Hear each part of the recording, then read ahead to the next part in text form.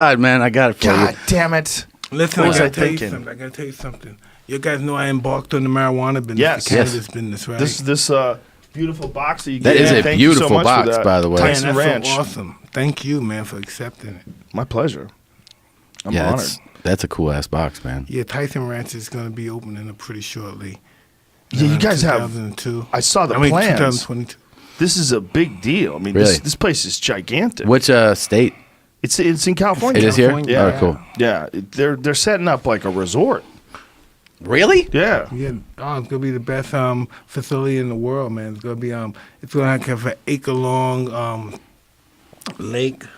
Wow. Yeah, it's And you gonna could go, be like, it's gonna be stay- camping. You know, it's gonna be camping, glamping, like Glamping. Yeah. Glamorous camping. Did you Glamorous know that? camping. very All right. glamorous. Yeah, How about some tigers and shit? Put some wild it's a animals. possibility. My Where are partner those Rob tigers? Hickman was discussing that too. Where are those tigers? Well, I had him for like 14 years, so I had to get rid of her. You know what I mean? What do you do when you want to get rid of a A tiger? sanctuary. So. Oh. All right, fuck. I gotta run. I love you. I love man, you. Tom. I love you you too, buddy. I love you. Look, better cannabis, dude. There it is. Yeah, congrats on that, man. That looks dope. Awesome, man. I'm so excited about this stuff. This is love you, bro. I love embarking on Later, this brother. cannabis stuff. Say This hi to stuff Missus. is so awesome. Yeah, you seem to be really enjoying this. Like Yeah. when you're talking to your partners out there, you're having a good time with this. Oh man, I never thought that in a million years I'd be able to do this and legalize. Yeah. When did you start like regularly smoking weed? Since I was like 10 years old.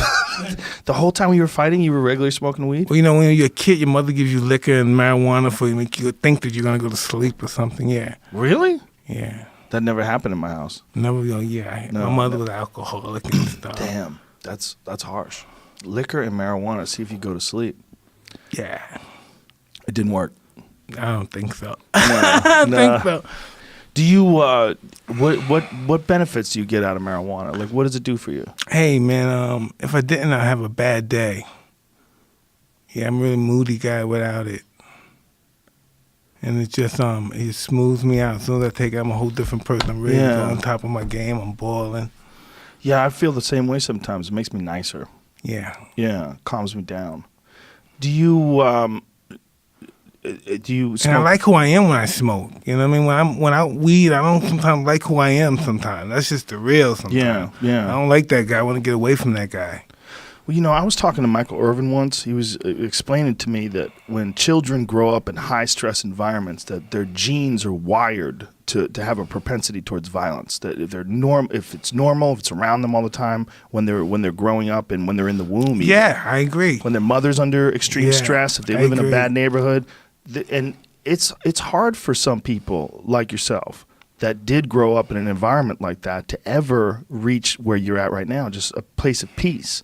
And if you can do that through marijuana or whatever it is, yoga, meditation, whatever you do to get there, like we should be happy that you can get there. That's what we want. Listen, I'm so grateful that I embarked on this. You know, I've never been a person to this at this magnitude, at this kind of relaxation. I just enjoying my time with you. I was very uptight.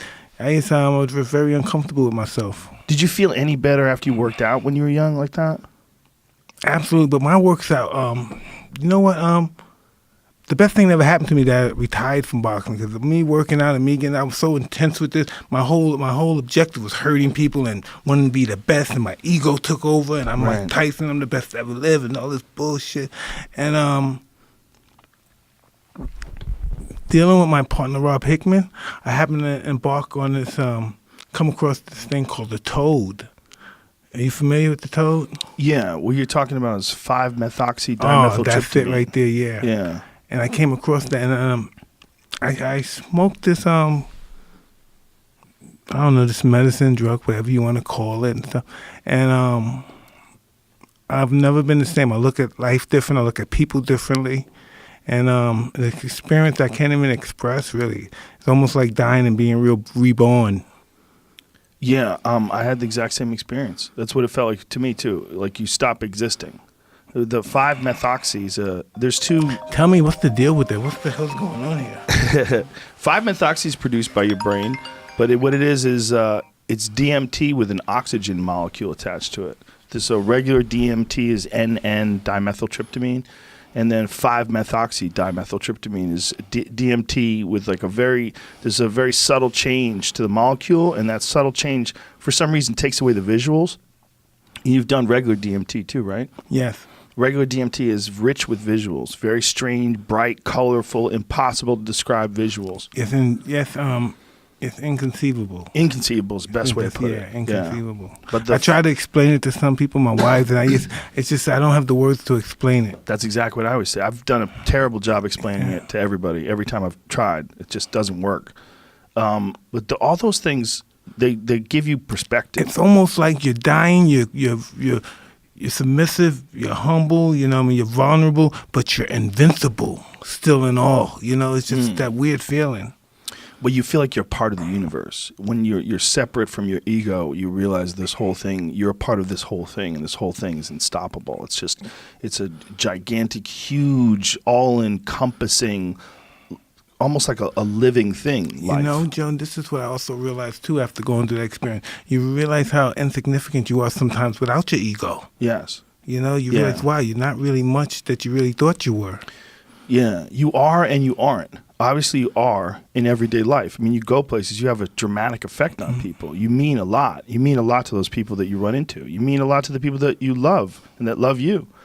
But we all do. And when it's all relative.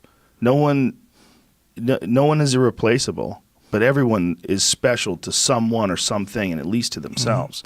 But we're all the same. We're all a part of this weird, crazy, gigantic organism that's the human race. You know, so odd that you said it. My mentor, Customato, his objective was to think of nothing. You're nothing. Nothing's nothing but the objective, the job. And that was his psychological warfare. You know, nothing matters. You're nothing. But the only thing that matters is the objective and getting through, accomplishing that objective by going through these methods of boxing.